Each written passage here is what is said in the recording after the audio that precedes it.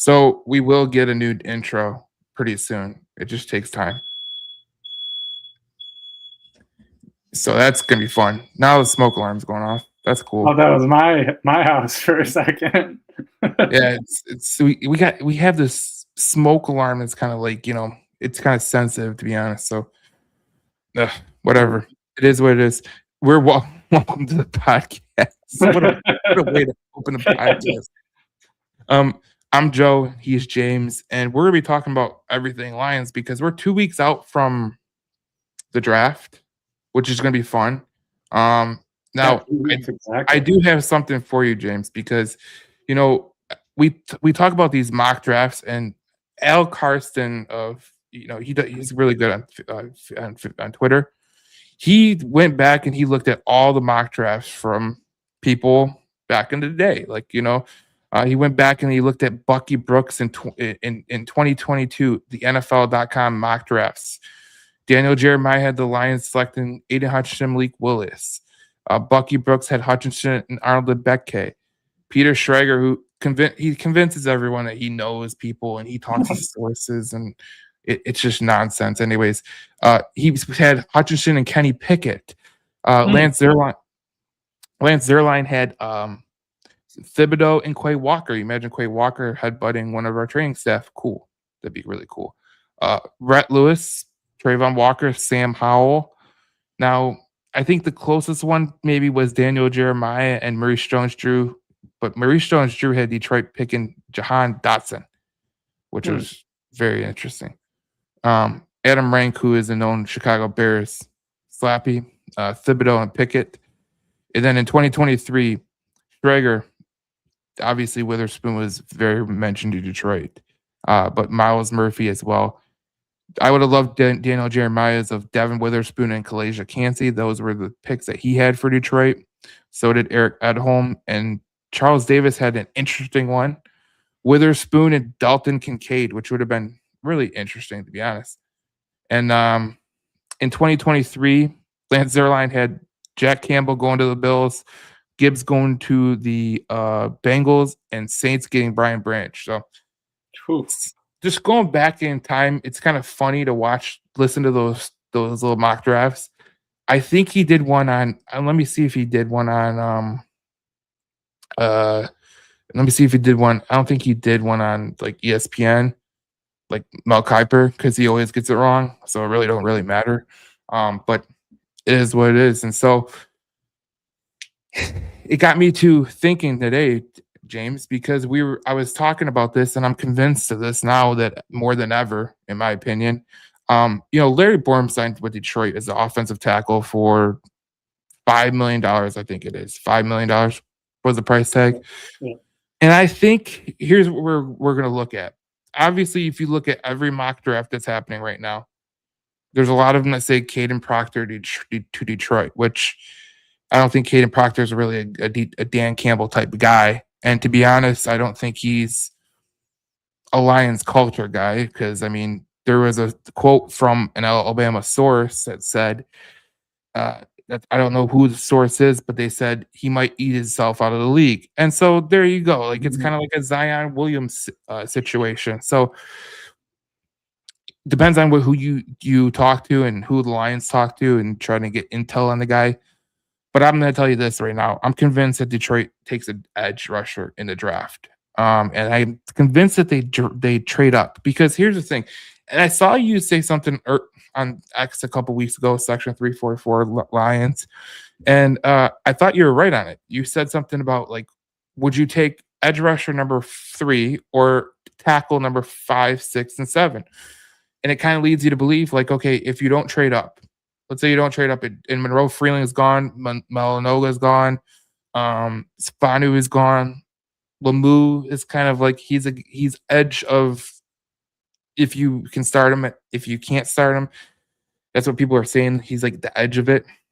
I'm seeing Like, like the last mock draft I saw had like so many tackles in the first round. Now a lot of them were, most of them were in the back half of the first round. Like you had your, like you said, Freeling, Maui Noah, but then like the obviously Miller. You have Proctor, as you were talking about. The Arizona State, like Ian Hanker, or I don't know how to pronounce his name, but an Yeah. Arizona State tackle in the first round.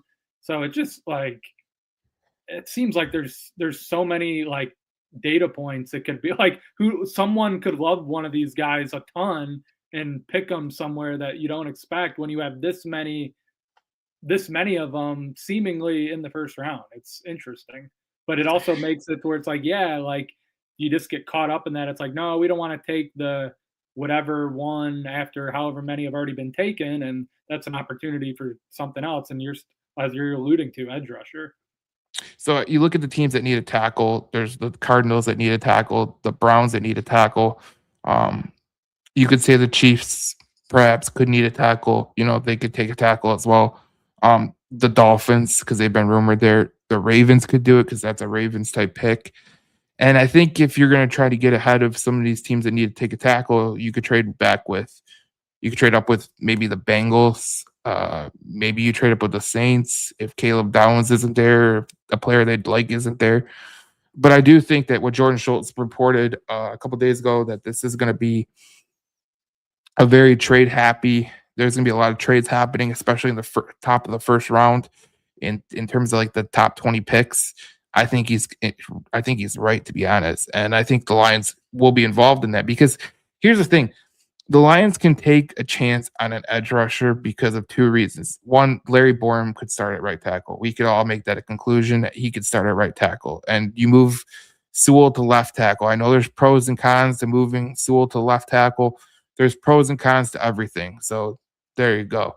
Um, but I look at the edge rushers. Like if you look at edge rushers that could be available when the Lions pick at 17, you'd have Mesidor, Falk, Cassius Hall, TJ Parker, Zion Young.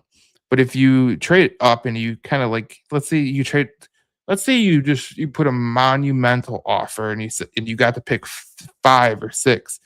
Ruben Bain could be there. Dave Bailey potentially could be there. I mean, by Drew, what was it?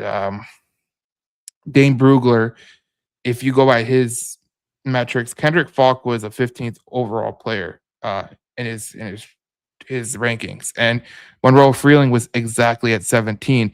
And I don't think it's going to play out like that. But I think what you have allowed yourself to do is you can go and you could say, okay, we're going to go take a chance and trade up for an edge. And it would be a total Brad Holmes thing to do because he's done it in the past. Like he's traded back, he's traded up.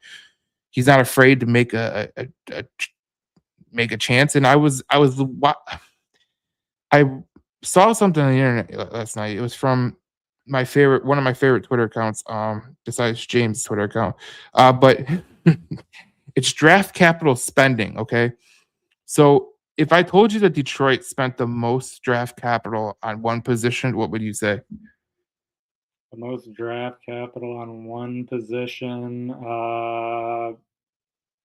It might be defensive line. Defensive line at 27.6, 22.6 is defensive back.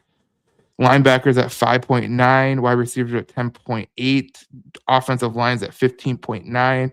Obviously, they haven't taken a quarterback besides Hendon Hooker, so it's like 2.0. Tight end, obviously 4.2 because of Laporta.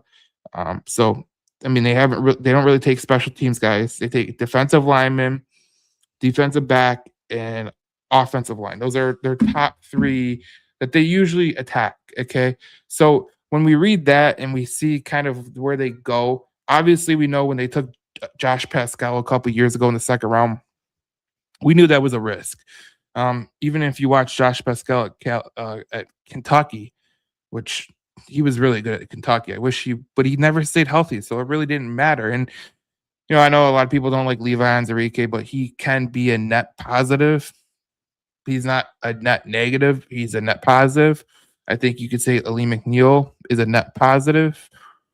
Maybe Makai Wingo. I don't know. But obviously Hutchinson it takes the reign of supreme net positive. You hope So Tyler Williams is a big net positive. yeah, I think he's gonna have a better year. I think he's gonna have a breakout year next year with the Lions. So I think Tyreek Williams is another one, obviously, and I think Tate Ratledge last year was obviously a great pick, and I thought he had a really good year from this standpoint, James, because when you look at players who the lowest pressure rates allowed by an NFL rookie interior offensive line over the past 5 seasons per True Media, it's Creed Humphrey with 1.3. So he's Creed Humphrey's elite. Just it is what it is. Zach Frazier, another guy, 2.3. Cooper Beebe, 2.9. Another guy who is elite, right? Kendrick Green, Joe Tippin, Graham Barton, Tate Ratledge. Those are your uh, top 7, basically. And Tate Ratledge is 3.9 for pressure rate allowed. He's not far behind Kendrick Green, so he could really be at the at the 4th spot. But it just goes to show you, like, they do put emphasis on it. And I don't. We all know that Brad Holmes loves the best player available. That's kind of what he likes. So, I mean, me and you were having a conversation outside of this live podcast, but we were saying, like, look, if Monroe Freeling's off the board, if Fano is off the board, if you're down to tackle number 4 and your edge rusher number 3, right? Let's say it's edge rusher number 3, like Dane Brugler. Kendrick Falk is edge rusher number 4. Okay, offensive tackle is number 3 is Monroe Freeling. So if it broke that way, obviously you can go to Monroe Freeling. That would be clear and obvious. But I think there's teams in front of you that will take a tackle, and I think that's one that you could see happen. So I don't know, James. That's kind of what I'm convinced of right now. I think that I really do think they're going to take an edge, in my opinion. And I go back to this because I think it's either they're trading up for a tackle or they're trading up for an edge.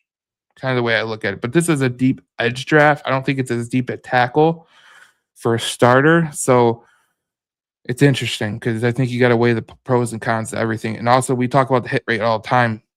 I think you got to talk about the hit rate too. Is an edge rusher more of a hit than a tackle? That could be the way they look at it too.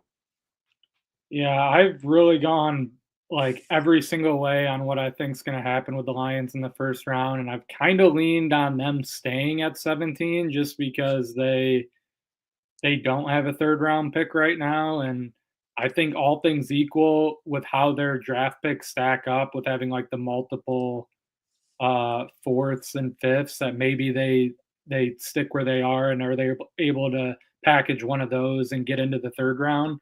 But I think there's a stat that Jeremy Reisman put out recently where after the Jahmyr Gibbs trade down from the 2023 draft, where they traded down and got Gibbs and got the extra picks.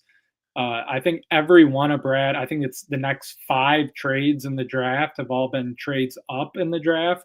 So, I mean, to your point, they have been the last 4 or 5 trades they've made have all been trading up. So, Brad Holmes definitely, this is where he, it drives Lions fans crazy that he's not aggressive in like trades for like a huge salary player or, the biggest free agent available. He is pretty aggressive in the draft and and that we've seen that time and time again. So, it wouldn't shock me if he does it.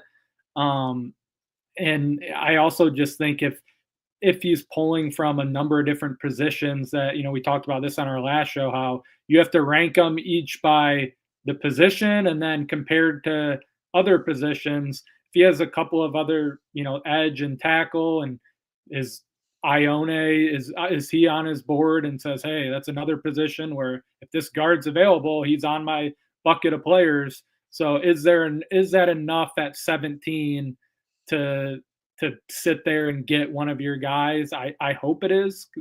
But yeah, in terms of the position, I talked about that all this week. It's like all the talk has been about tackles. I just mentioned earlier the show, there's like 6 or 7 tackles maybe in the first round on some of these mock drafts. And is that just a little bit too much? And it's like, let's not get crazy with it. Let's just get a position where, it's still a position that could help us. And it's the second best player at that position or first best player at the position or third best. But who knows? Maybe they love Monroe Freeling or love one of these other tackles, and they're going to be there at 17. So it is when you're picking this at this point in the draft. It's like It could go either Gone are the way. days where the Lions are picking one or two, Yeah. and it's like, yeah, it's only going to be so many things. It's like you can kind of drive yourself crazy, like thinking what is going to happen or predicting and trying to figure it all out because it's like one of a zillion things could happen. And I think even last year in the first round with Tyleek Williams, obviously he was a guy Brad Holmes liked, but I think there were some other players in the draft that maybe they would have taken ahead of him. But you just have no idea how it's going to pan out. And I'll leave this out here too because I think this could be an interesting one too. Um, someone in the Ken Fisher mentioned Colton Hood. Now I'm gonna raise you up a guy That's the if they if cornerback, right? cornerback, Yeah. yes, he's a defensive back. I'm gonna raise you up a different name. Okay, he missed all of 2025 with the torn ACL. I do think, just to interrupt you real quick, I'm almost from everything I've seen and all these draft analysis people commenting, him and like the other corner, like Mansour Delane, like everyone says that like those guys are going to be. I know we could say this about a number of guys, and then some of them will still be there, but I think a lot of people think those two are really standouts at corner, and like Yeah. some teams are going to take both of them before 17. Well, I guess I to your would point, do they, is that a guy you want to trade up for? I, I would argue this. Trading There's a up for cornerback corner. from Tennessee that I think a lot of people sleep on. I know people look at Colton Hood and they go, "That's the guy that is the Tennessee cornerback that you potentially could want." I'll raise you up. I'll raise you up, Jermood McCoy. You know, he missed all of 2025 with the torn ACL, but I watched him enough to know he looks like a real NFL cornerback. And if he, if he was healthy last year, he would be number one, and I guarantee you he'd be up in the top 5. That's how good he was as a cornerback. And they missed him last year, especially with the way that he obviously Colton Hood's good. We know Colton Hood is really good, but McCoy is a different cat, man. When you look at McCoy as what he's able to do, obviously missing to 2025 was is a big thing. Where's Um, he projected to go because of he's that? projected to go in the first or second round. Wow, he's Uh, still gonna go. Okay. so he's right around there. Like people say, oh, 17 or whatever. But the one thing that he is good with is his size. He's a gifted athlete for his size. He has really good acceleration when he's playing in the SEC. And the one thing you look at is if you go watch Tennessee, he wasn't just he wasn't just a corner that just knocked down balls or whatever. He had on ball production the whole time. And then this is a crazy stat, but he had 9.8 yards per punt return, 17.8 yards per interception return. So when he gets the ball, Yeah. it's over. Like you gotta get to him. So if there's a guy that people are kind of missing the point on, it might be Jermood McCoy. Because I like I said, I think he's one of the strangest ones in this is draft, to be honest. Because I look at him, and there's people that say, "Oh, like you know, some have him in the top 10." Like I know Dane Brugler had him in the top 10, top 15 or something. But he's 6 foot 193. It will depend on like the medical evaluations, but when does that really matter to the Lions? And I know, if I was just gonna say, like, this would be a pick that would both drive some Lions fan, probably a lot of Lions fans, honestly, absolutely insane if we took a corner, which corner is just such it's a a unique weird position. position with the Lions this year because it's like if Terry and Arnold's good to go, which from recent comments from the Lions, it kind of seems like they expect them to be. I think Matt Derry was even talking about this on Locked On Lions the other day. It's like the the secondary might be the one position right now where it's like, man, like when you really look at it, it's like, okay, we got DJ Reed, Terry and Arnold, like Nichols, the one where maybe it's, is it going to be Roger McCreary? Is Ennis Oh Rakestraw yeah, finally going to give the yeah, Lions anything? They have a couple of these other guys like Christian Izzian, who's kind of a hybrid. yep. How early do the safeties, if Kirby Joseph plays, is he going to play week one? When does Brian Branch get back? So I get all of it. Um, Corners, I think that's a position maybe like I could see them taking a a secondary player, but at the same time, it's the one position, especially now, they bring back Devontae Rocky Maddox. Scene. They bring back Maddox. They get Clark from the Steelers, who played in like 15, 16 games last year. Um, as I mentioned, Christian Izien can play some safety. So Yep. they've like done a pretty good job at least of getting bodies back there. I mean, they got a number of different guys, especially when you're talking about like Rocky Sin and Maddox being like the sixth and seventh guys are naming when it comes to the secondary. Like they could be pretty set there, but at the same time, you would love if some of these guys aren't going to be here long term, it's an opportunity certainly to get a great player. But that's one that I just from a fan perspective, I know that would be just in the position, and then taking a guy like, oh, here's Brad Holmes again. People would kill him taking. Oh, what was his background? Oh, he had a torn ACL. Like, Yeah, oh, that would be I that would don't even be know it. if I want to deal with that. But I'm like, he is a great player without like, Yeah, I watched especially enough. if he has the injury and he's still going to be a first or second round player. Like that's impressive, honestly. I watched enough of him to know, and like a lot of people, like they'll say, "Nah, nah, I'll take the kid." Not, I would say maybe at 17. I mean, if you really want a cornerback, I think he would be the guy that you could potentially take. I know the kid from Toledo as well. Oh yeah. Honestly, McNeil I'd be Warren. more interested in him to be honest, because he is versatile and he has like I like his frame and his. I think a lot of teams like him though, from the sounds of it. But he is kind of right in that range of maybe he could go in the front half of the 21. draft, but maybe he could be more of a 20 and on guy.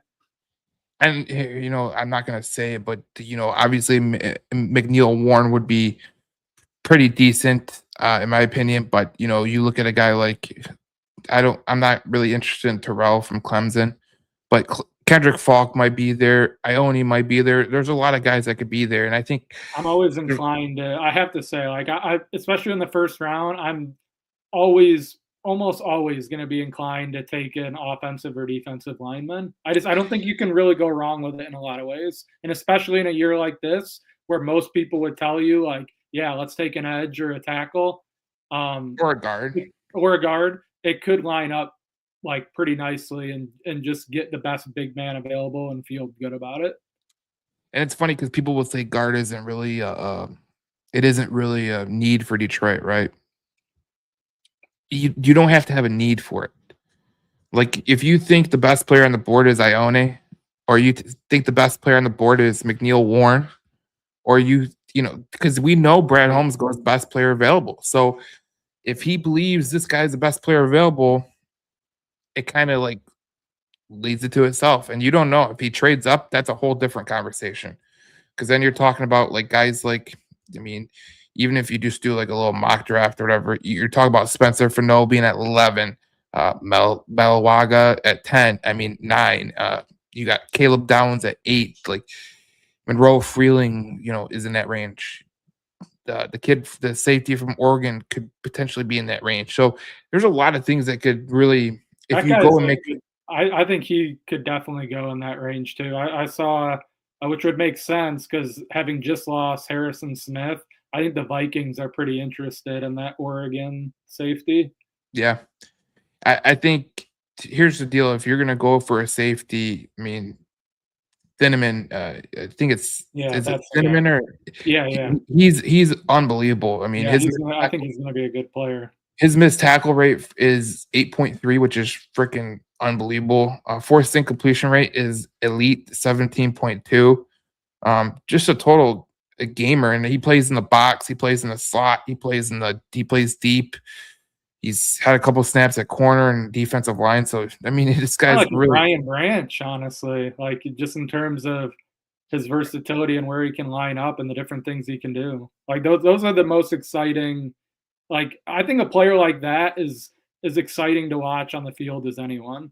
Guy And that like, he can make a play in the backfield and get a big sack, he can be instinctual and read plays at the line of scrimmage, he can be a rover type safety, he can cover, like, those guys are just unbelievable talents in the NFL.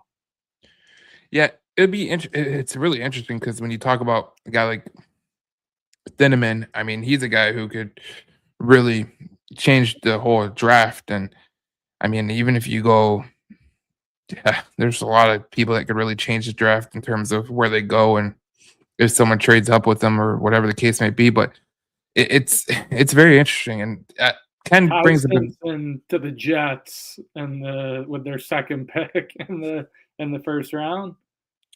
since it's That could get us a decent player. Someone yeah, like it's another it's very quarterback interesting that's taken. because last week with our whole our mock draft, we did the whole thing where we took Spencer Fano at I'd be honestly, 17. as the week went on after that, and I just continue to look more and more in the draft, like if he's there, I think the Lion like that's a guy that if there's someone else there too that's also just as good, then I think we're really making out well. But if Fano is there at 17, like I think that'd be a kind of almost a no-brainer for the Lions, right? Yeah, I mean, if Fano is there, it's a no brainer. I think him and Monroe Freeling, if they're Yeah. there, I think it's a dead set that they're gonna get those guys.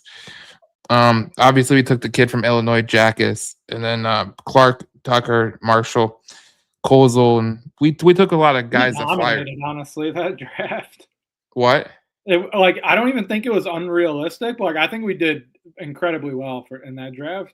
Yeah, and reading what people are saying about, Like, I think uh, Gabe Jackus is a legitimate option in the second round. Like, if we took a offensive lineman and then they took him in the second round, I don't think any Lions fan would complain about that pick. yeah, and I think that could be a thing. But Mary says in the comments, I think my opinion is Brad and Dan are going to get Proctor. They're really big on him, That would and drive Joe crazy because he's really not big on I'm him. not a Proctor guy. I don't think he's a Dan Campbell guy. I don't think they're big on him. I think this is the biggest smokescreen of the whole entire NFL I did draft. wanna ask you this because I tried to really think about this because there have also been because I've seen a lot of people be like, "Yeah, the Lions, like, this would never get out if the Lions are incredibly interested," but at the same time, I feel like it has gotten out sometimes, like, Devin Witherspoon, like, that was, like, for weeks before the draft, it was like, "I'm pretty positive the Lions, like, are obsessed with Devin Witherspoon," and I'm pretty sure that that ended up being true. I mean, I think they like Brad Holmes was going to every Oregon thing he could possibly go to in the Panay Sewell draft. Yeah, Um, but then at the same time, it's like I can see it being a smoke screen. But that was I did want to ask you that. I'm like, because there has been examples of it, and I now mean, with there has been like seemingly a ton of people come out and be like, yeah, the Lions love Proctor from Alabama. Witherspoon obviously was one of those guys that did get out, but that was a rare occasion because, And I they mean, were picking super high in the draft, like, yes, and they were gonna pick, and what, 6 overall, so yeah, and there that was only and so that many guys in that range to begin with. and that draft was really weird because it was, I mean, Jalen Carter was in that draft, Right. Gibbs was in that draft, Bijan Robinson was in that draft. And I thought, like, because he was sandwiched, if you remember correctly, he was sandwiched between teams that needed quarterbacks. So there Gosh, was going to it's be, actually so crazy that Gibbs I know it's a running back, but when you really think about it, like, Gibbs falling all the way to 12 is actually, like, crazy. it's crazy. And It it's would crazy that never Bijan like, Robinson now fell you're to where talking he about fell. the Notre Dame guy going in, like, the top 5. Yeah.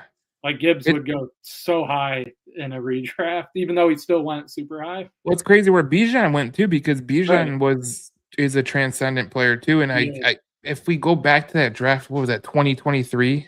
What a great draft. That was a great draft for Detroit because you Yeah. got Brian Branch, Who you like got all the speak this is something I've been talking about the mock drafts recently. It's just like one and just to make the like Brian Branch, like so many people had him in the first round. But then the other way, we're at a point now with the mock drafts where basically like all these guys that are going from like 10 to 15 to 16. Like none of these guys are available at 17 at these mock drafts, but like one or two of them are gonna be there. Like that's just like how it worked. Like they're not like nailing these things to a T the first 16 picks and like that grouping of 4 or 5 players that like none of them are there. Like there's going to be one or two of them there, I think. But then to the same token, there could be someone that is always getting mocked like 20 to 30 that the Lions are way higher on and view as like a top 15 player. So it's especially right now where you're so close out to the draft and you're just looking at these things. It's like that middle ground is so in the sweet spot of maybe all these mock drafts that have this guy going at 24, the Lions actually view as like a 10 to 15 guy. And some of these guys 10 to 15 fall to the 20s because teams don't view them like this, whatever. The insiders they don't pin everything down like that. You know what's crazy about 2023? I'm looking at the draft right now, and you look at it like this, like, okay, Anthony Richardson went 4. I could say Colts would rather have Witherspoon, they would rather have Bijan, they would rather Yeah. have Carter. But you look at pick 17, okay? Pick 17. Everyone pick 16 up, there was a lot of questionable ones. Lucas Van Ness, Oh, Skaronski for not a good Tennessee, pick.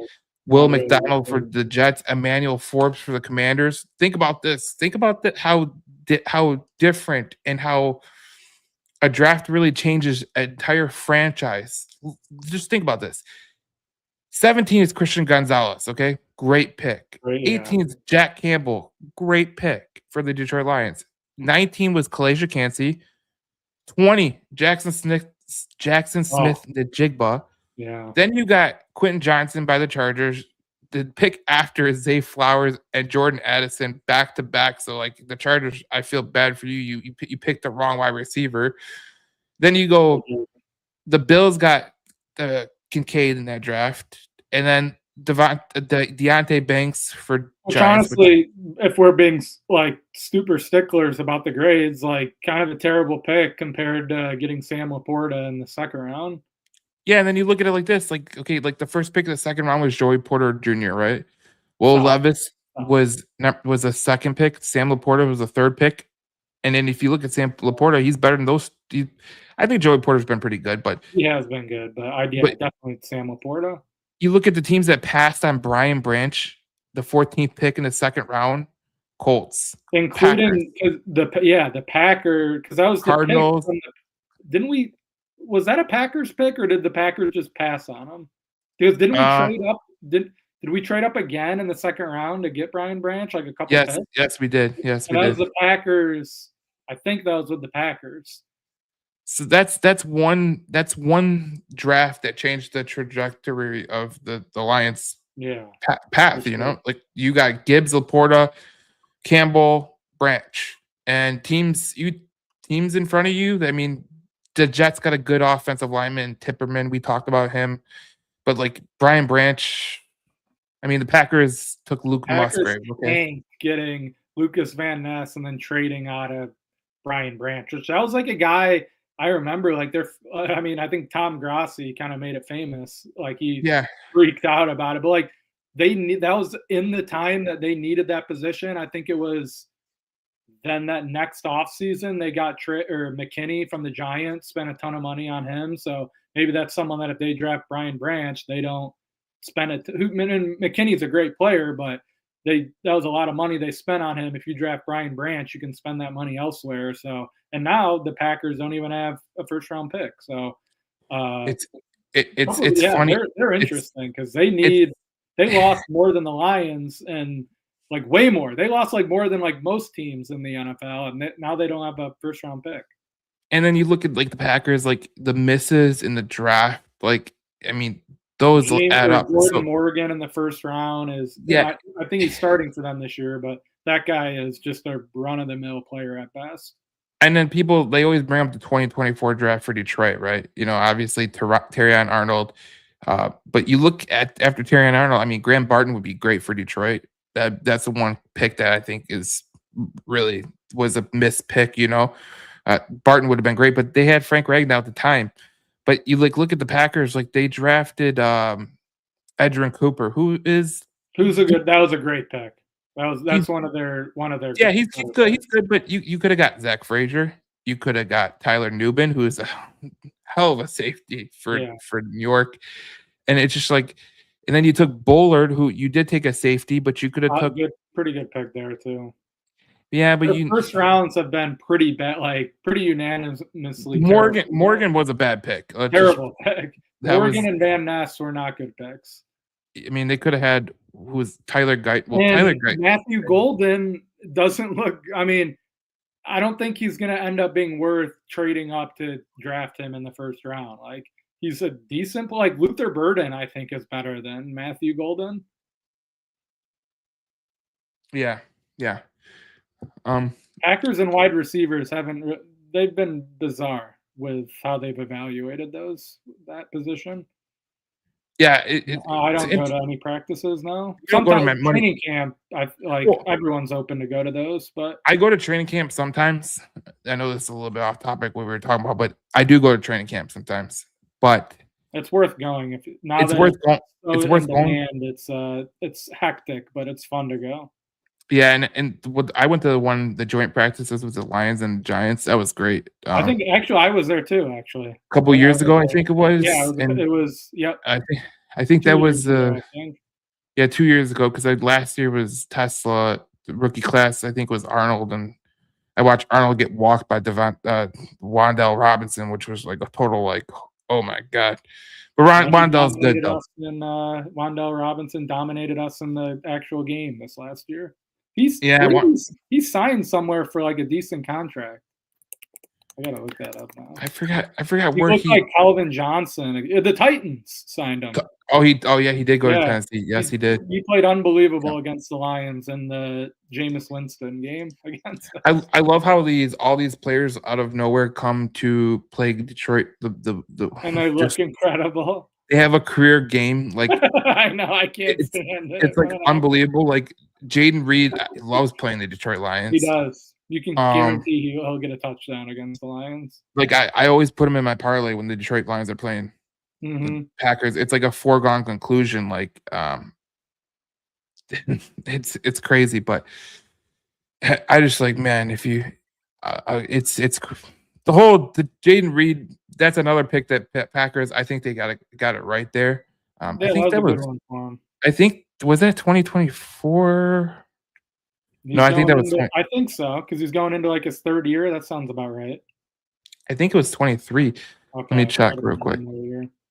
But anyways, that's kind of the way it is. So I think Jaden Reed. And then also another weird thing with the Packers, they picked the draft where they picked Tucker Kraft, they picked Luke Musgrave, like, ahead of him, who doesn't really appear to be anything. Tucker Kraft's the better player. It's Yeah, the and then funny Tucker part. Kraft's, like, kind of, like, really, really good, but they picked him, like, the next round, so It's kind of like they're it's kind bizarre of with drafts. But it's kind of it's like most teams. The idea, like, Brad Holmes is drafted so well that now it's like every single pick that doesn't pan out, it's like a story, whereas just, that's what happens with the draft, like, it's so hard to hit on these guys on any sorta consistent level. Like, if you can get 1 or 2 guys a draft, that's, like, good, and then obviously, yeah, you get 3 or 4 or more, you had a incredibly amazing draft. Marcus does mention something really true. The Packers are lacking an alpha player in offense. I mean, they got an alpha player on Kraft is defense. their alpha, and he's Yeah, coming off a torn is he ACL. is he can the tight end really be your alpha?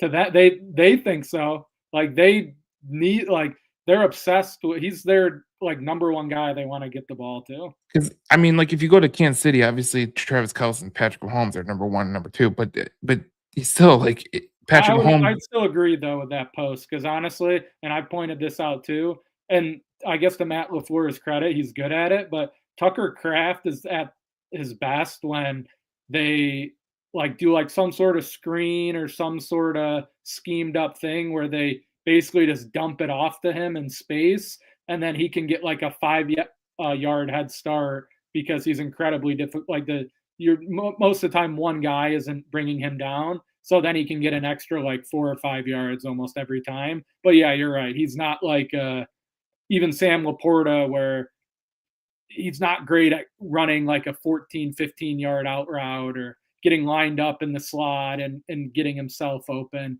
He is, if you get him schemed open in space, he's a monster. But yeah, he's not like a Travis Kelce or whoever else. But he is a very good player. Yeah, it's so interesting because like you think about it like from the perspective of like Tucker Craft is really good. I wouldn't disagree with it, but I don't They know, man. I lost just think Romeo Dobbs, who had an unbelievably good season for them last year. I mean, he was super money on third downs and in the red zone. I think that's going to be a pretty big loss for the Packers.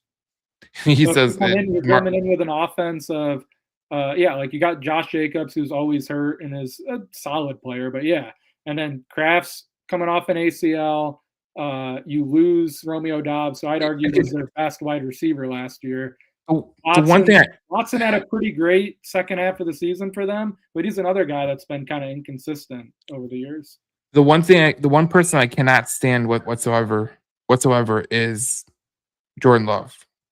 Like I think He's the another amount guy of that talk about a guy that plays out of his mind every time the Lion, at least at Ford Field. That guy yeah, at plays Ford Field he does unbelievable at Ford great. Field. But Jordan Love, my opinion, like I've seen him get put in top 10 of quarterbacks for past couple of years, like saying he's going to be a top 10 QB.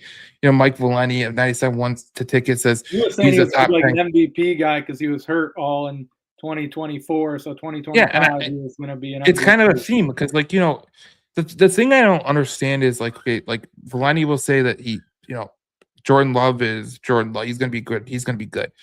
He won't say that with the Lions player, which is funny to me. So I look at Jordan Love and I look at him. You can't stay healthy. So what do I do? He's a worse like Brett Favre because like he is a guy that like he'll be amazing, but then he'll make like the dumbest passes ever, and obviously he's nowhere near as good as Brett Favre, but he is that kind of caliber of player where it's like he'll go on a hot streak for like 3 games and he looks unreal, and then he'll make the Kirby Joseph pick six where he basically underhand tosses it to him like 2 feet away for a touchdown. So he's a weird. I can't figure him out honestly because I'll watch him and he'll be amazing, and then I'll watch him and I'm like, what is he doing out there? It's And he so couldn't put any of the games away against the Bears the last couple last season. Like they were up multiple scores each time. You just need like 1 or 2 drives in the second half, and he wasn't able to do it both times. And the Bears get miracle wins against them basically because the offense, and Matt LaFleur is kind of known for that.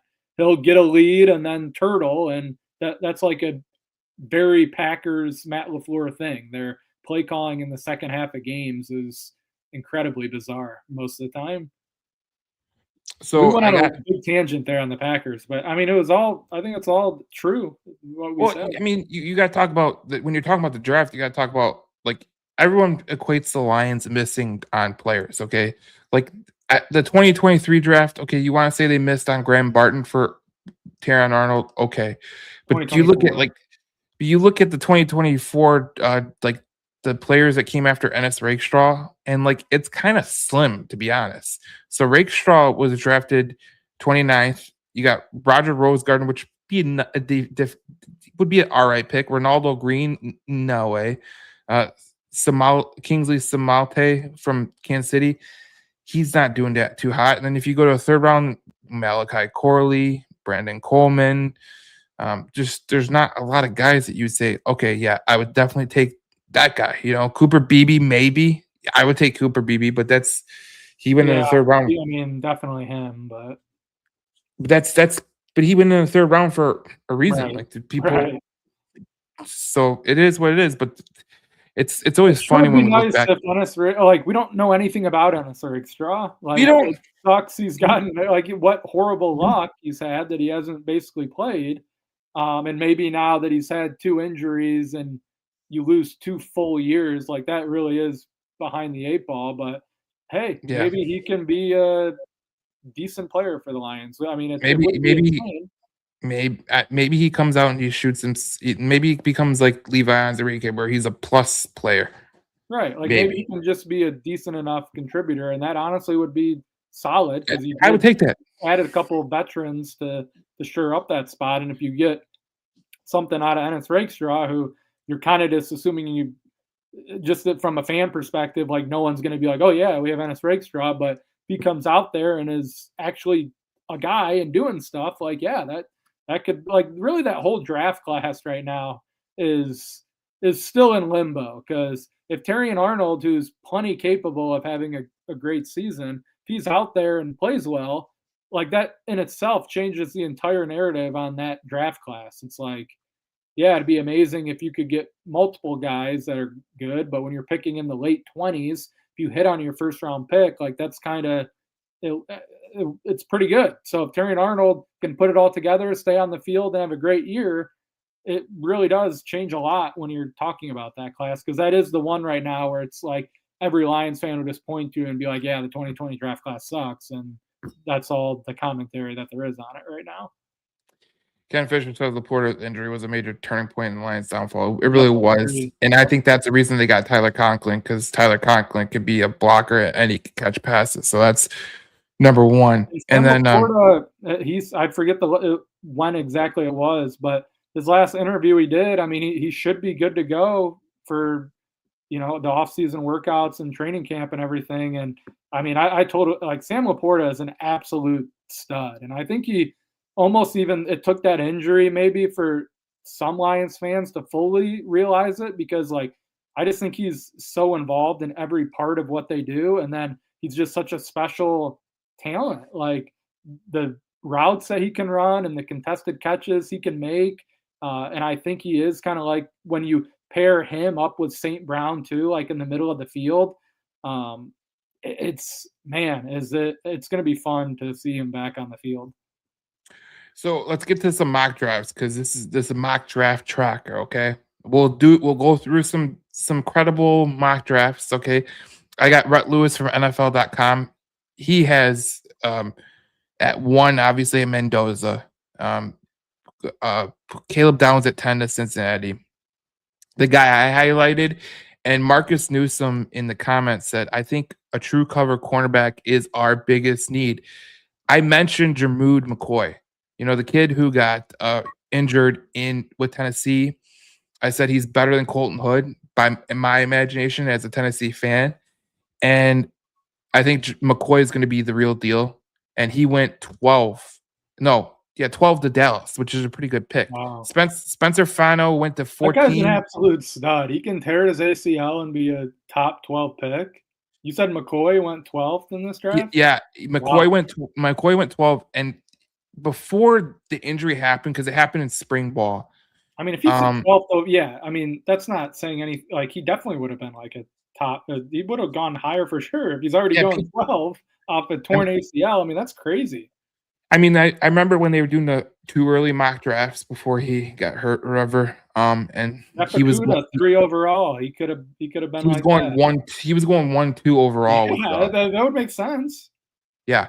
So that was the guy who was I think he was probably one of the best corners, and he would have Wow. been great at Tennessee too. That was a real downer for the year. And they missed him. And Fano went at 14 to Baltimore. Mm, Mesidor to 15 to Tampa mm, Bay, which is it's a total typical Tampa Bay pick. that is. 17, the Who's Detroit by Lions the way? select Who's picked 16? By the way, I should know that off the the top of my head. Jets, The Jets. Okay. and they picked Jordan Tyson, who Okay. I'm Jordan Tyson.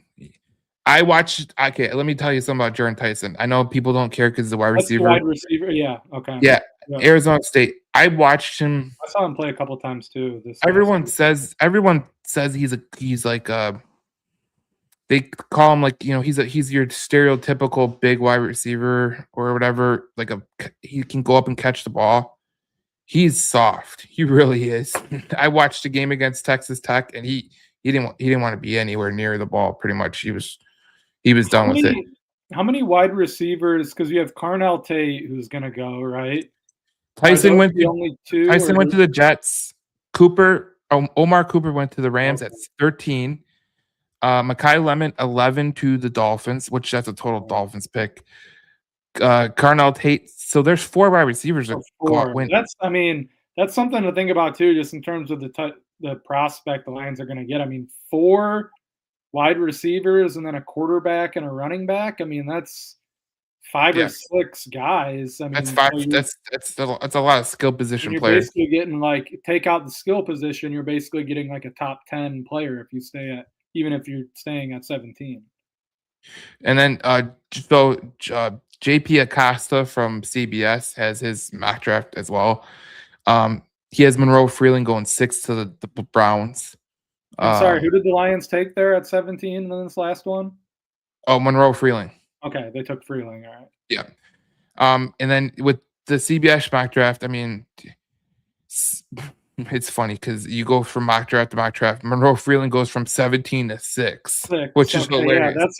that's It, what some of it- these that I'm seeing. It's like it just one of these are gonna be wrong. Like he's either is he a top 6, 10 pick or is he gonna fall? But yeah, that's kind of what I'm seeing too on these. Jamoon McCoy, again, 11th overall. There you go. So that tells you everything you know. LA takes Kevin Concepcion, the wide receiver from Texas A&M. Ione goes to the Ravens, which is a Ravens type pick. Cassius Howell to the Wow, Buccaneers, what a stud. and then Spencer Fano to Detroit at 17. Now, if you look at the Vikings, who they got. They got Avion Terrell, from the cornerback from Clemson, and what did the Bears get? They got Kaden McDonald, which is a great pick. He's a Detroit kid too, I think. Um, That's the Ohio State defensive yeah, tackle. I Ohio do like State. him. Man, him and He- Ali McNeil were like what a factory Ohio State is really for turning out NFL players. Yeah, and so Blake Miller went to the Patriots at 31. Interesting. Thieneman in this mock draft on CBS went to the Dolphins at 30. Caden Proctor 28. The Dolphins have 2 Lamu, first round picks. I think they do. Yeah. Well, in this mock draft they do. They didn't mention a trade. Oh, big trade. They had a big trade, but it doesn't say who traded for Okay. who. Whatever.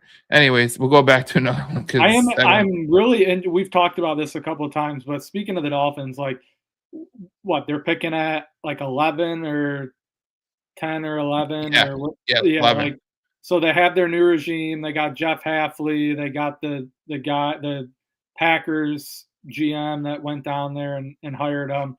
Are they gonna are they gonna clean up their attitude and take like an offensive line like a tackle or something, or is it just they're gonna take one of these like 4 wide receivers and like just be full Dolphins? Thanks, Ken. No, I'm if you really expect interested my because it's a new regime. if you It could expect be a my different. I don't think Miami changes. I really don't. It would be so I funny think if they they didn't have pick to a get a wide wide receiver. receiver. Wide receiver might be on the board for them. It really, it really might. It just I just would I would I'll laugh if everyone watching this episode, if the Dolphins pick a wide receiver, I'm gonna immediately bust out laughing during the Okay, draft. well, I kind of okay. would I'd like them to maybe clean up their attitude a little bit, and I get they We need a wide receiver, but we're come on, they do this we're every year. we're Take three someone mock else. drafts. We're 3 mock drafts deep. Okay, we're in the third mock draft right now. We're gonna go Everyone, 5.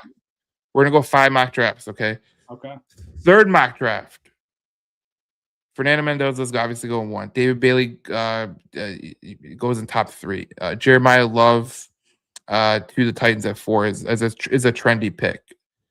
5, Caleb Downs to the Giants. It's funny because at 11, Makai Lemon to the Miami Dolphins.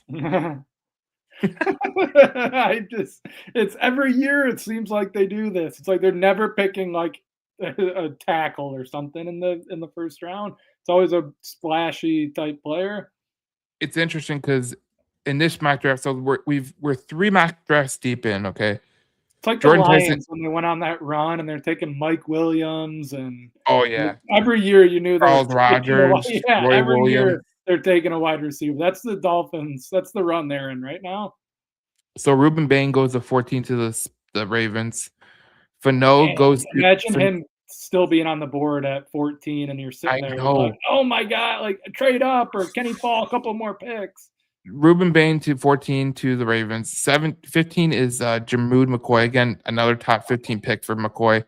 Fano goes to the Steelers at 13. And at 17, Monroe Freeling to the Detroit Lions. So that's 2 drafts out of 3 that Monroe Freeling has gone to Detroit. So Okay. I mean, it makes up for Peter Schrager. And whenever Peter Schrager says the Lions are going to draft someone, they never draft someone. Well then He's always I'm wrong. not getting Ione then because that's what he said in his pretty sure that's what he said in his last draft.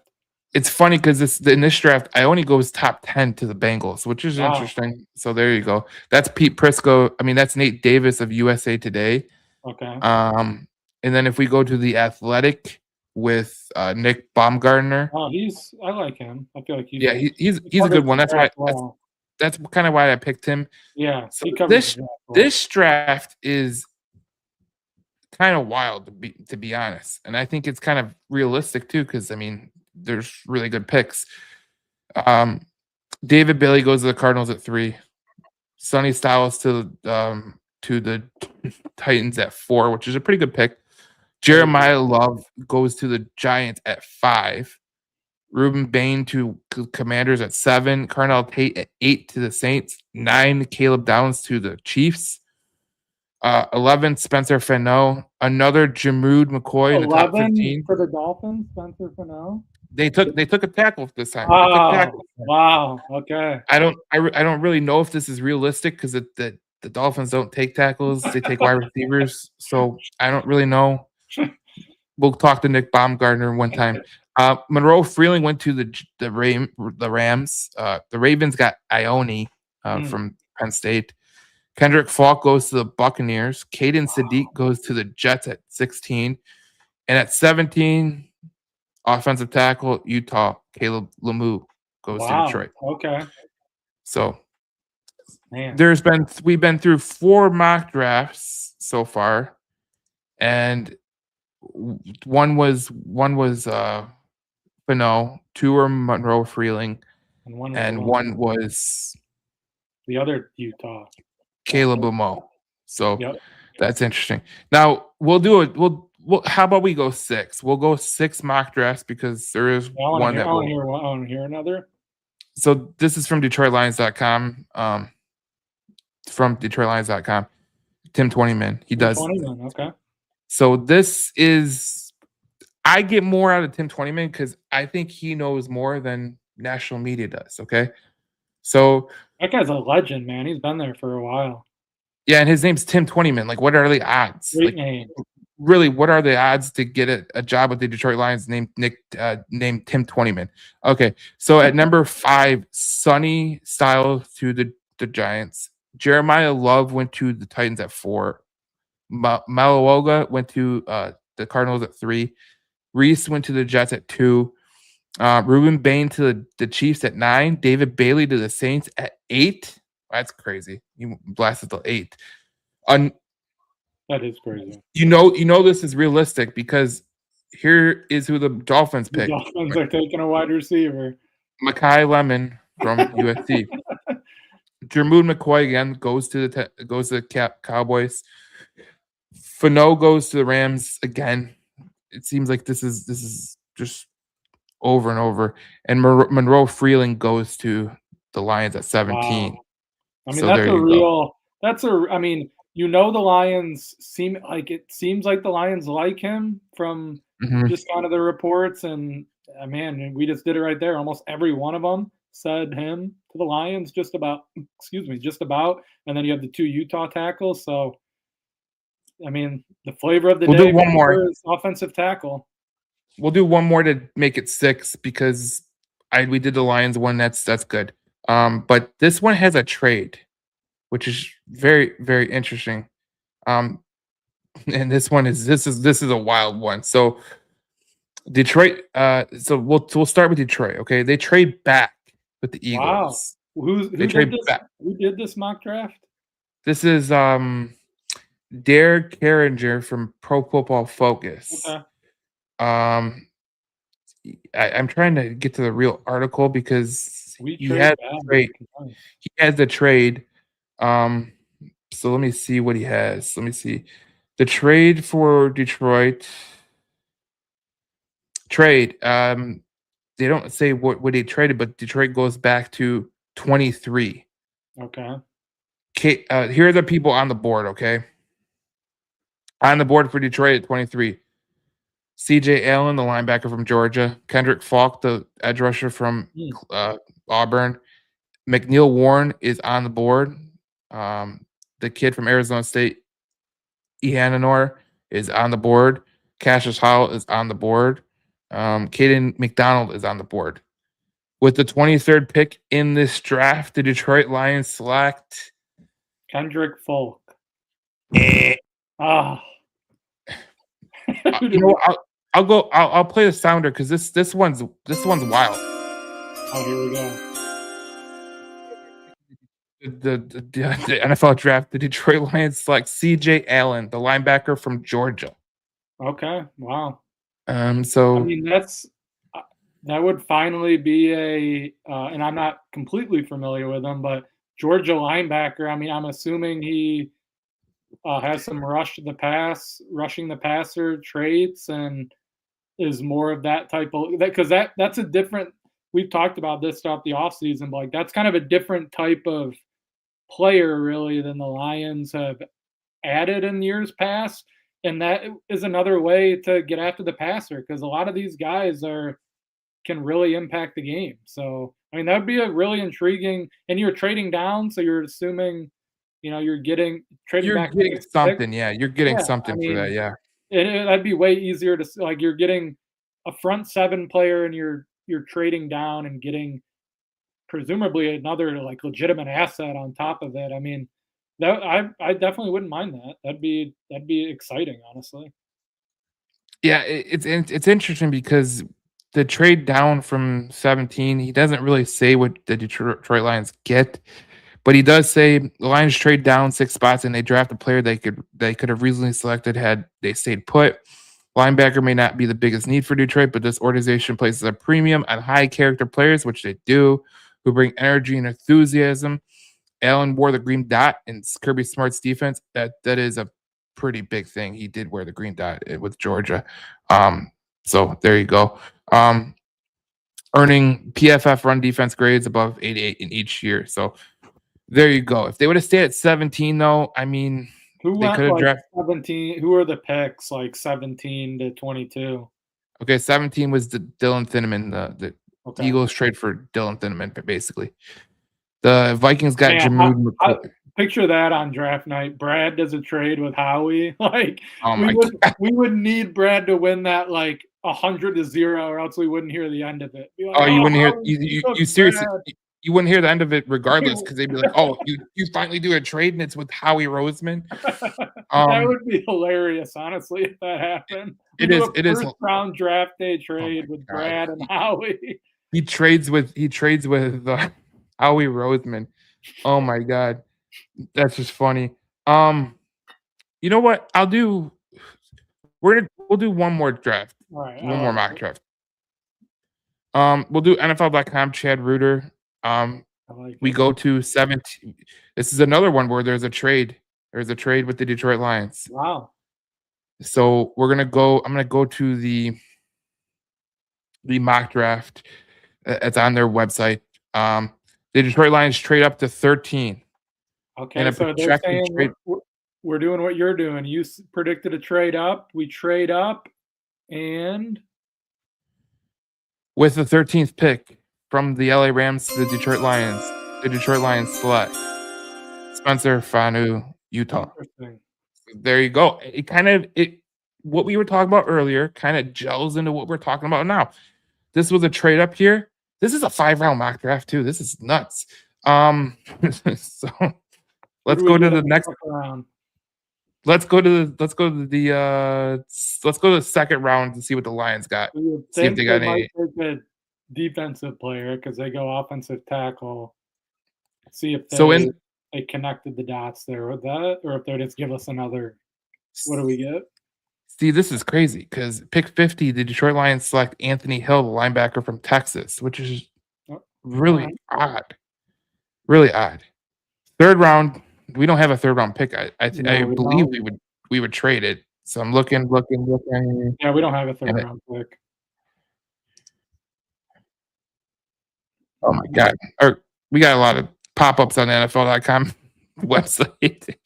Um, If we trade round. back, that could be in a round. You would probably get, like, I'm assuming in that trade where we went 17 to 23, you would Okay, think so you'd get like a second or third round pick in so return. this mock draft, it is interesting because Spencer Fanu was pick 1, right?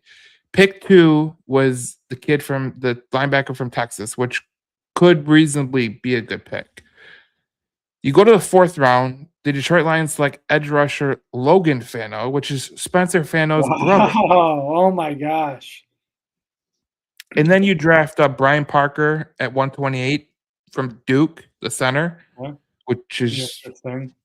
which is very I interesting. And mean, then around, that'd probably be in a round where you could do that. You're like, all right, he could be a future center for us potentially.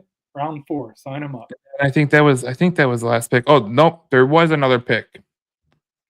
This one's a shocker. Oh wow, With the 181 pick in the NFL mock draft on NFL.com, the Detroit Lions select quarterback from North Dakota State, Cole Payton. wow. Okay, I've seen people They're- say that we might be interested actually in that guy. And you know what? Starting tomorrow, I'm gonna start putting 5 players I want from every position, kind of thing. Now, I could ask you because you can give me some of your guys if you want, or your top 5 guys or whatever. But Cole Payton is number 1 on my list for a quarterback. Quarterback. Okay. And he's projected to go in like the 3rd or 4th or 5th round. So I mean, if you were to tell me, okay, if you're going to tell me you place a premium draft pick on a quarterback, Cole Payton's the only one I'm drafting. Not drafting Taylor Green. I know people like Taylor Green, the kid from Arkansas. I'm not interested in his Kinda like 60. Hendon Hooker, honestly. Oh my, He's not worse, very a he's a great worse, athlete, but he's not worse, accurate at all. worse. That guy had 63 turnovers in 2 years. And it was done he made a bad decision, honestly, transferring because he could have played with, like he could have been the quarterback when they had Ashton Genty and went to the playoff, but he transferred to No, Arkansas, who was horrible. this dummy had 2 NFL wide receivers and still looked like ass. He did. Tesla and Andrew Armstrong last year Yeah. still look like ass. So there you go. I mean, that is what it is. So, but if you were to tell me I have to draft a quarterback, Cole Payton's the guy I want. You just How is. tall is he? Cole Payton is 6'3", Okay. 232 pounds. Um, he is his 40-yard dash was 4.5, which is pretty good for a quarterback. He's gonna go through 4 for 5. He's a dual threat with 31 career rushing touchdowns. Um, the reason I think this could be in play, James, is do you know who played with Cole Payton? Mm-mm. Hank Fraley's son. Oh, that's right, yeah, Yes, Hank Fraley's son played with him. So if anybody knows this kid that's more true. than anybody else, it's Hank Fraley. Um, Obviously his weakness is he needs to learn how to throw in tight coverage. He needs to be in a certain scheme. Like I think Detroit would be a perfect scheme for him, to be honest, because he's a very he's got arm talent, but he's kind of like he's a Jared Goff with athleticism, but he's not as accurate as a Jared Goff. Okay, so if let's just say you draft a kid, he's a backup, win. You don't have to worry about backup for a couple years. That's kind of the way I look at it. But if he's good, maybe in a couple years, say, Jared Goff, thank you for your services and see you. You know, but that's very in between. I don't think there's a quarterback in this draft that I really think Yeah. there is something there. So I know people like Taylor Green. I know people like I mean, even if you want to take a chance in the 7th round on a quarterback, Joey Aguilar from Tennessee, he's got some arm talent. Kid likes to rip it. Even the kid from UConn, kid from UConn's pretty decent too. I watched him dart up Michigan State, so I know Michigan State's not that good, but Michigan State better not lose to Toledo to open the season next year because I'm a little nervous about that, honestly. Because Toledo's always good. Like they're if probably going to be like an 8 to 10 win team. if that happens, I can't wait to see the Spartan, Uh-huh. fans that are just going nuts. All right, let's transition to the last topic. The news and notes of the podcast. Obviously, we usually do this first, but I wanted to get on my conviction that I had. Maddox is back, James, and I know you have a thought on that. I have a thought on that. I think it's great. I think he's great depth. I think if you have to ask him to start, I think it's great for Detroit. But I don't really have this overwhelming opinion. I think he's going to be good. I think last year he was really good for us. So I like Avante Maddox back, and that's my opinion right there. I like it too. And honestly, I was a little once the Lions sign like Clark from the Steelers, and obviously they already had like Christian Izien, who people once they signed him were kind of speculating maybe that's someone that could fill in at safety for a little bit. And then, not that they're the same position, but you brought back Rock Yassin too. I almost was like, maybe Avonte Maddox isn't going to come back, but Yassin and Maddox were just two secondary players last year that I felt like just filled their roles perfectly and did what they were expected to do really well. So I feel like they have some pretty good depth, honestly, at secondary right now, as I was talking about earlier in the show. I mean, they have a number of guys that played 15 to 17 games last year, and if they do have some issues, we know Brian Branch is going to be out for some amount of time to start the season, and then we'll see on Kirby Joseph. But they have a number of guys back there that I think are capable of getting playing time, and Thomas Harper too played pretty well. Like that's a guy that you have team control over for like no amount of money. So they do have a number of guys back there that I think can help out. Yeah, I think Maddox is a good get to have back, and I'm not really the biggest. I think it's a good pick just because of the locker room aspect. I think he's a good locker room guy. So there you go. Now Anzalone spoke again, and this I got an opinion on this. Okay, so I know you're sick of hearing Anzalone, and I know there's people that are sick of Anzalone, but he said Dan Campbell told me he wanted me back. Their front office made decisions of where they wanted to invest the money, and it wasn't me. No shit, dude. You're like in your 30s. They got to pay Jack Campbell. They just paid Derek Barnes. Like your time was running in. And I think you really pissed off people when you did that whole hold out type of thing. I think that really pissed off people. Like, I'm sick of Alex Anzalone speaking. Like, just shut up. Like you're always talking about this and that and Lions and this. And it's like just worry about the Buccaneers, okay? So worry about the Buccaneers. Like I'm sick of this guy talking. Like I love Alex Anzalone, the player, but him off the field on Twitter, this guy turns into Twitter fingers guy. Like it's like my coworker. My coworker, it's interesting. He'll say nothing to you when he's in front of you. On Twitter, he turns into the biggest badass in the world. He's like, "Screw you! What a terrible opinion! You're an idiot." I've seen him do it to you too. He does it to me all the time. But it's like okay, then you could say it to my face. Like just say it to my face. Alex Anzalone the same way. I think he just says things and it just doesn't make any sense to me. Yeah, I mean, I commented on this today too, and I just like I get it. Like in this specific case, he's asked a question about it, but at some point, don't you just be like, yeah, you know what? Like, I'm a Tampa Bay Buccaneer, and I've talked about my time in Detroit. I love my time there, and whatever. But I'm a Buck now. But it's just, it is kind of like every day something pops up where he's talking about something, and he is kind of, I don't know. It is what it is. He's So dating do you back want? to his contract thing last year. He's always kind of been There was one comment that aggrieved he over something, so it is kind of annoying. But I do hope he just kind of moves on at some point. there is one comment that there's one comment he made that was very interesting, James. It just popped across the Twitter feed at 4:13. He said, former Lion, this is Jordan Schultz, because he was on Jordan Schultz podcast. Former Lions linebacker Alex Anzalone on Ben Johnson choosing to accept the Bears head coaching offer. Oh, I did see this too. I wasn't surprised he left, but I think we were all thrown off he picked Chicago. I think Dan Campbell was too, to be honest. So I hate that he did it. Honestly, I don't need to rehash that. But yeah, I was surprised too. I thought he wouldn't go in division. But hey, it makes it interesting for the NFL that he did, I guess.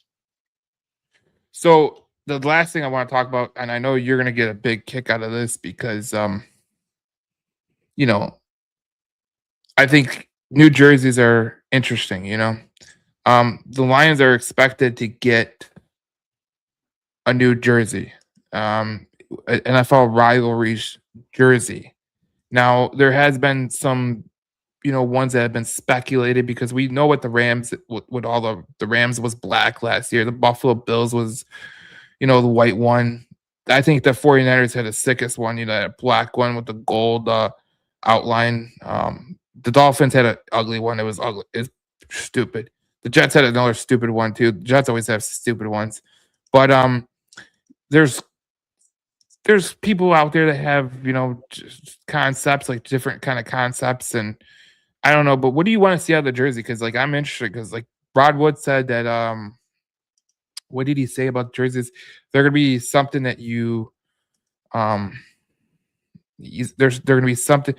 I know he says, I know what it looks like. I think fans are gonna like it. It's a pretty cool, it connects to our uniform, but it's like some you saw some of the ones last year, it'll add a little wrinkle to things. So it I I really don't know. Like I'm like I hope it's not a gray jersey. I didn't think those were good, but we don't have that's like the one color we don't really have. Like, are we really gonna do another black one after we made such a big deal out of our current black ones? I kind of think not. I mean, is it gonna be is it gonna be blue? But we already have like the current home ones, and then even like our throwbacks are the could it be kind the of all white one, like the Bills? Because like the Bills, if I yeah. go to if I show you the screen grab of Are we their getting new helmets with these too? yes, you get new helmets out of Okay. that's what I'm I could maybe see an all white out then. Could we have like an all white helmet too? It seems like teams are kind of doing that. yeah, I think you can go all white helmet. I So feel like that would maybe be interesting if we did all white with like an all white helmet, and you could still put like our lion, like the lion logo would like pop almost even more on a white helmet. But so you see the Bills one right there. Um, it's okay, it's similar to their jersey. I thought the 49ers had a great one. That was the one I feel the like Seahawks. white makes the most sense honestly for us because, like I said, we already have two blue Yeah. jerseys. We already like black to me doesn't make sense with already having them, and then gray just looks kind of I think looks terrible. Like I thought those were awful when we had those a couple of years ago. It You, just they don't you, do you, anything for me. you know what's interesting about the gray ones? The And the gray the one ones, and the Lions love the like all one color, like clean. Like the team uh, loves that, so that would kind of fit. the gray ones is interesting because a lot of people want the gray ones back, which I said absolutely, absolutely not. I hate I those. didn't like those, but it's just it's all preference too. Like Yeah, what but if you look at the so I'll put it up again because this is interesting because you asked about the helmet. All new helmets, so everyone has a new helmet. that's So really interesting. I'm interested for these. I think there's where is it? I think this might be a better one. It's an NFL Madden one, but anyways, you get the drift. It's kind of like it's kind of you will get a Look new at that uniform. hideous. Go back to that thing. They had some hideous Jared Goff jersey on there. Oh, oh, okay. I'll What show is you. that? What was that jersey? Hope that's not It's like a leak of something. it's a no. It's a But like stupid camo. it's a stupid vapor jersey that they like. It's like one of those special ones. It looks hideous. It is a hideous jersey. I'll show you. It's from this I want to website right see that here. jersey. Oh Promotional. man, What a what is that? terrible. Gold? Yeah, it's gold and Oh black. wow. Oh, it's like a division champions jersey. Wow. Oh, you can get 78 ducks. I Oh, kind you of can like get a the custom name too. wow. Yeah, it's a little better than I thought, but I just had no idea what that was. That's funny. I don't know. It was interesting, but I just thought I'd ask you because I'm gonna go white. I'm gonna say white is my prediction. That I would think make I, the most sense for me, and then with all white helmets too. I think I'll go white too. White helmets because I think white helmets would be nice because I think they have a black. Wait, no, they have blue helmet, right? Yeah, I think it's blue with For like the the black black jersey. For lion the black jersey, yeah. So the logo. white helmet could be for. I don't know. I don't think they're going to stray far away from where they are. So it'll be interesting. I wonder if they go back to like the old Lions uniforms in the 80s where the numbers are silver, blue, and then they go a white helmet or something. That'd be pretty cool. That would be pretty cool. These Yeah. like could kind of come out at any point, right? Because haven't some of them already come out for this season that are new for this year? Yeah, they should be they should you know when I think they would come out before the draft. I would kind of think, but I don't know. I think the NFL is launching a new rivalries program. So the NFL will launch it. I mean, you would think at minimum it would come out before the schedule comes out because they probably know when they're wearing them, Oh even if yeah. it doesn't get released. I think they Well, kinda have to last know year they their did the shit. whole schedule release on. Um, they did the for the line for the uniform reveal. They did August 28th. So hopefully they don't go that far. Oh, But you're right, for the brand new one, oh yeah. my god, hopefully they just announce it right now so they can get people getting the jerseys. But it is what it is. This was a jam-packed show. We did a lot of mock drafts. Obviously, Monroe Freeling was the guy that went to Detroit a lot. We had a 5 round mock draft, which was insane. Um, so it's interesting. Next week we will do the podcast. Will be 1 week. Yeah, So 1 week out. what we will do next week is we will do another live mock draft. It'll be the Oh, I final like mock draft, that. Let's go. and I'm then excited for that. we will and you know what? I think for this one we could trade. Okay.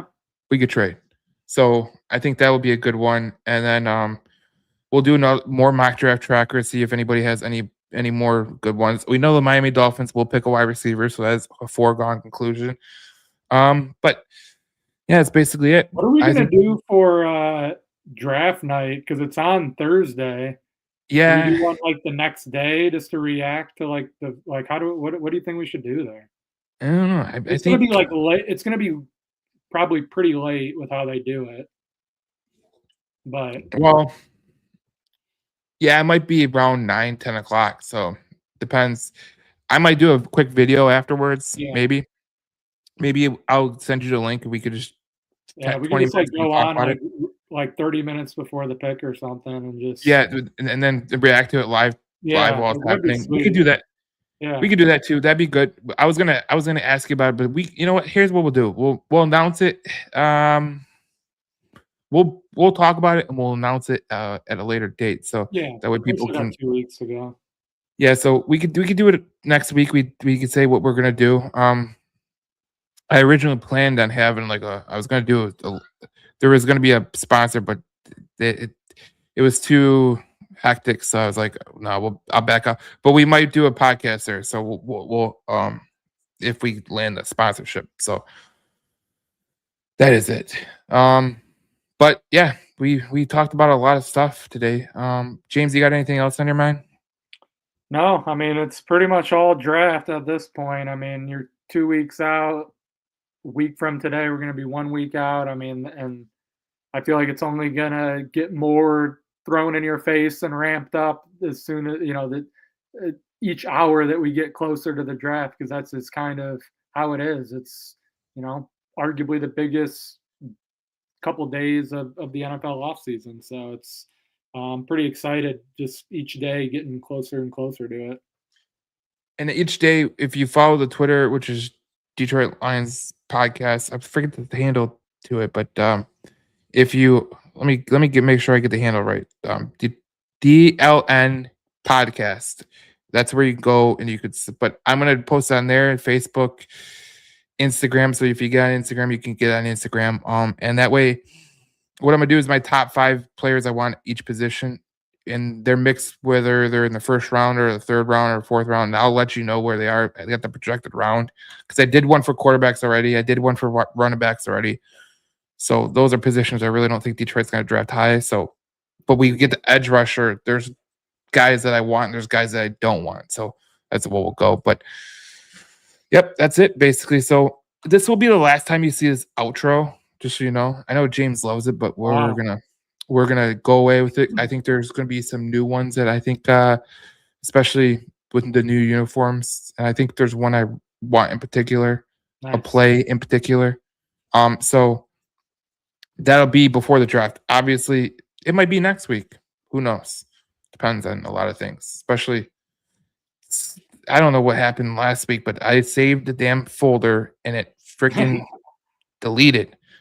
So there you go. All right, we'll see you guys in the next one. Thank you for watching, and we will see you next week on Thursday, and then we'll see you the week after. I think before draft week, maybe we do a podcast Monday.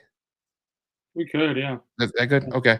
And then we could do one Thursday, maybe live. We'll talk about it. So Yeah. that way we're on the same schedule. But We'll see you guys in the next podcast. Thank you for listening. Thank you for watching. Apple, Spotify, wherever you get your podcasts, wherever you get your podcasts. We're literally on Amazon and all those jazz. So it's all right. We'll post on Twitter, Facebook, Instagram. So there you go. And we'll see you guys next week.